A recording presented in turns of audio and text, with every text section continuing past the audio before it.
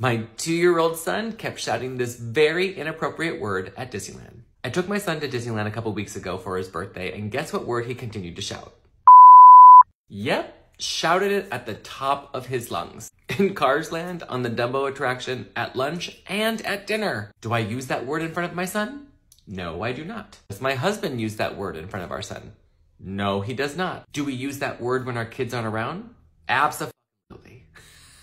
To be honest, when he first said it, I laughed out loud. And then when he kept on saying it, I got really embarrassed, a little mortified, and quite stressed. But you know what surprised me the most was all of the dirty looks and super judgy faces coming my way. Yes, I know we're at Disneyland, the happiest place on earth where there are kids of all ages. And is it an appropriate word to shout out in maybe that type of setting?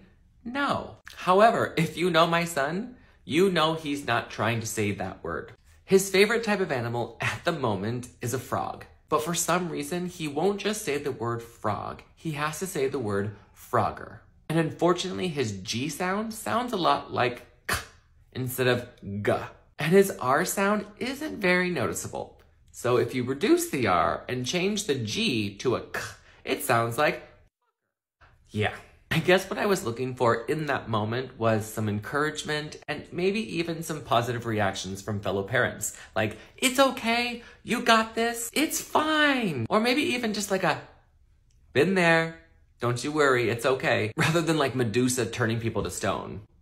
And let's be clear, my son did absolutely nothing wrong. There was no need for any discipline or a negative reaction from me. So to all those people who gave me dirty and judgy looks, maybe next time, offer me a smile. My son is 2, and I can guarantee it's gonna happen again, whether I wanted to or not.